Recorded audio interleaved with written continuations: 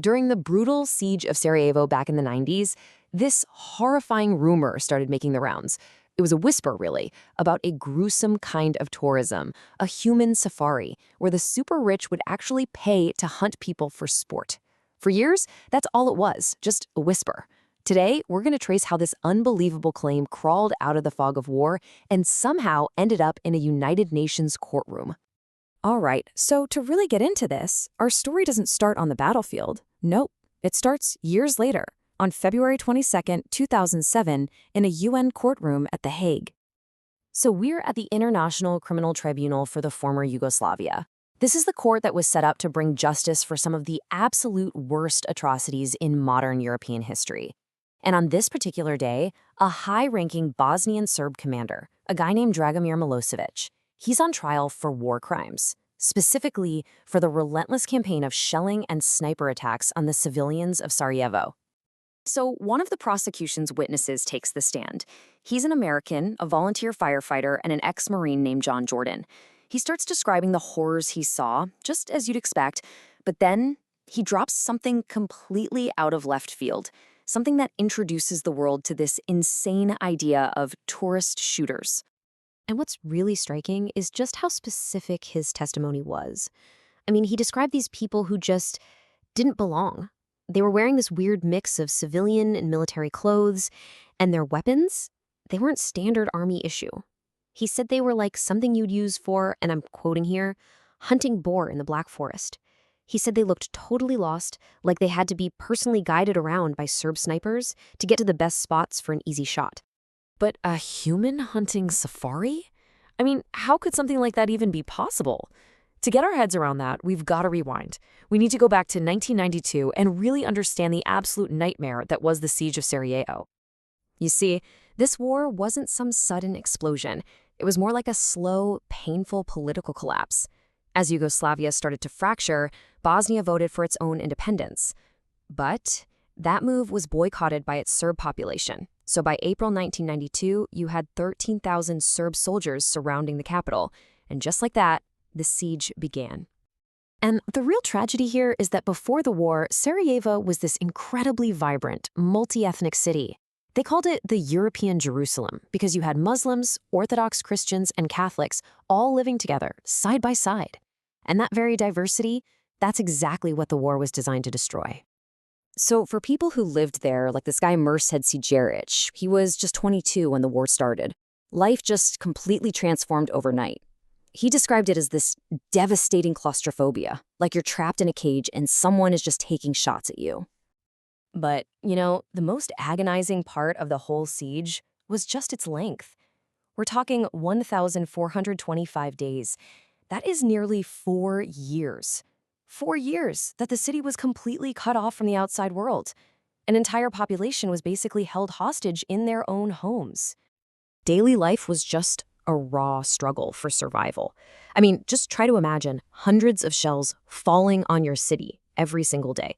No electricity, no running water, no reliable food. The city's main street became so deadly, they nicknamed it Sniper Alley.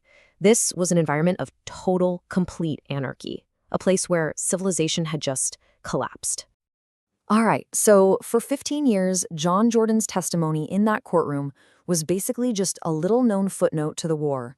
And then, in 2022, the whole story just erupts back into the public eye, thanks to this explosive documentary called Sarajevo Safari. And its big claim? It said it had found first-hand witnesses to these human hunts. Okay, so the film really centers on two main figures. The first is an anonymous Slovenian intelligence officer. He claims he personally saw these tourists, and he even noted how good they were, their remarkable hunting skills, and the excitement and adrenaline they were feeling. The other key figure is a Bosnian intelligence officer, Edin Subashi. He talks about capturing a fighter who laid out the whole thing, a totally organized operation bringing in wealthy foreigners from all over for the experience. So the documentary laid out the alleged mechanics of this whole operation, and it wasn't described as random chaos, not at all. It was a cold, transactional service. According to the film, clients would arrive, they'd pay a huge fee, and then they'd be escorted to a prearranged sniping position with a rifle and, a clear line of sight into the civilian population below. And then there was this. The single most chilling claim from that anonymous witness in the film. It's just one sentence, but it speaks to a level of depravity that is, well, it's almost impossible to even comprehend. So, as you can probably guess, the release of Sarajevo Safari was an absolute bombshell. It didn't just tell a story, it ripped open old wounds and created this deep, painful divide, especially right there in Bosnia itself. So on one side, you've got survivors like Mirsad Sajaric again. He said the sniper fire was always worse on the weekends, and that they even had a name for it, weekend warriors. People from nearby towns coming to the front lines for recreational shooting. So for him, the documentary felt horrifyingly plausible. But on the other side, you had Bosnian Serb organizations calling it an absolute and heinous lie. Nothing more than propaganda designed to demonize their entire people. So, after the courtroom testimony, after the documentary, where does all this leave us today? What's the legacy of this incredible, and let's be clear, unproven allegation? Well, look, there has been some measure of justice for the broader crimes of the Bosnian War. International courts have convicted 90 people for their roles in the conflict. And that includes some really high-level commanders, like Ratko Mladic, the man known as the Butcher of Bosnia. And yet, the specific people at the heart of this claim, they're still ghosts. After the documentary came out, the mayor of Sarajevo actually filed criminal charges against persons unknown. But to this day, no one has ever been identified, let alone brought to trial. And look, this whole story matters because the war isn't ancient history. If you go to Sarajevo today, the walls still bear the scars of bullets and shrapnel. Bosnia is a nation still wrestling with deep, deep ethnic divisions. And the story of the human hunters is just one more haunting, unresolved piece of a trauma that has never really healed.